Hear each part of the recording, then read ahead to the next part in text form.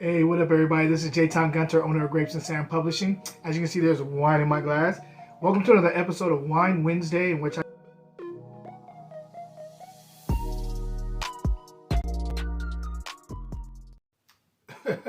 Hey, what up, everybody? This is J-Town Gunter, owner of Grapes and Sand Publishing.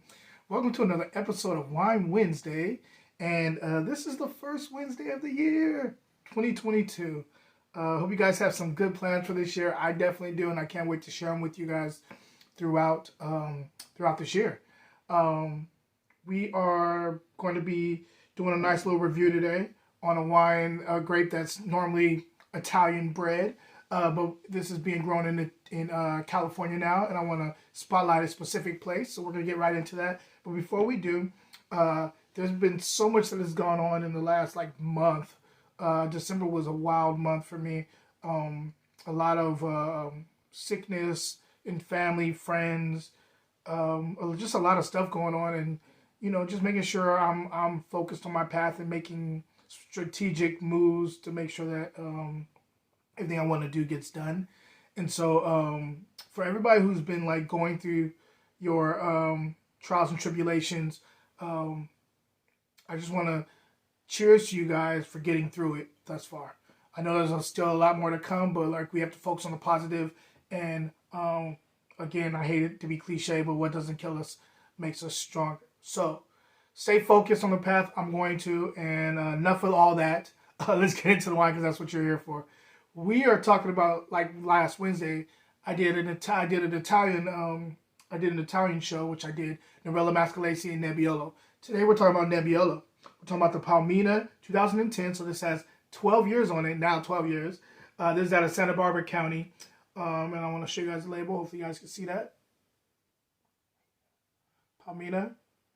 Now, it's been years since I've had this vintage, since I've had this wine. And you know how much of a stickler I am about Nebbiolo. So for this to be grown in California, it makes me really more want to focus in on it and see how good this is. So let's get right to this bottle. On the nose.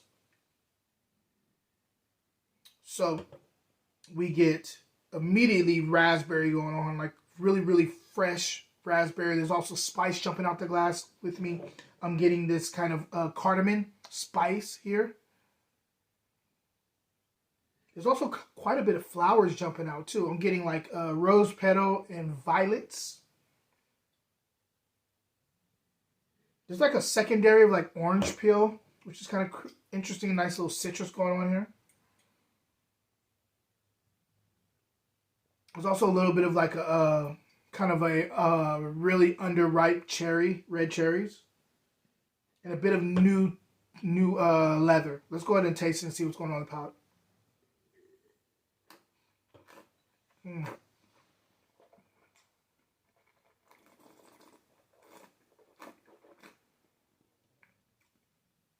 This is very, very, very, very good.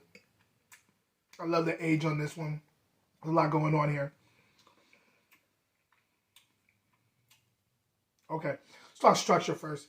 Medium plus acid to high acid for a red wine. The acid is very persistent.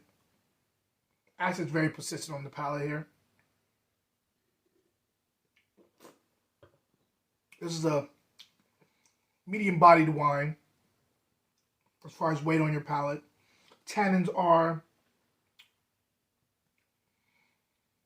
there. They're medium plus. They're medium plus. I wouldn't say high tannin, but these are definitely medium plus here. Kind of a builder tannin, but this is not in any way the same type of tannin structure as you would get from Piedmont, Italy. Barolo, Barbaresco, any of those places, Valtellina. You're not gonna get that. You're not gonna get that kind of tannin structure. But this is already very, very well done, even though it's not a Northern Italian fruit.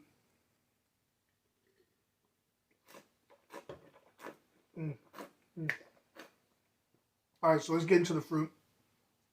This wine enters in with the raspberry, the very perfectly ripe raspberry, gets into more of the cherry, the kind of underripe cherry going on in the mid palate to the finish. There's a little bit of a greenness here too, like a rosemary thing Kicks in the third quarter to the finish.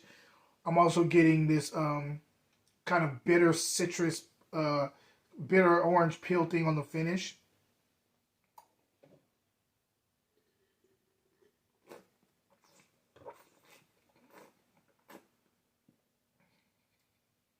There's a little bit of that cherry that I was talking about from the mid palate to the finish that I was talking about. It is actually more persistent on the finish. It's a wonderful wine. If you get your hands on Palmita, go ahead and grab it. If I'm pairing it with anything, I'm pairing it with like pork shoulder. I think it would go good with ribs, barbecue ribs. I think that would kill with barbecue ribs. Maybe even like a kind of a lean burger would go really well with this wine. I highly recommend it. And again, thank you guys for rocking with me thus far. Everybody's been rocking me thus far. Everybody who's brand new to my channel, thank you. I hope to see you guys in the comments. And I have a lot of stuff coming this year. Just really stay tuned. I mean, we got the cookbook coming. It's a Vibe. We have the poetry book coming very soon, hopefully in February, because that's kind of the theme of the book, Black History Month. And yeah, I just hope to see you guys' comments in the comment section. Question of the day. First question of the day of the year. What's your favorite Italian varietal? There's Sangiovese, Montepulciano, Nerello Mascalese, Nebbiolo. Like, what ones do you lean towards? Hope you guys are having a wonderful night and or day, I should say. And I hope that this is the perfect episode to get you over the hump for the rest of the week. Cheers.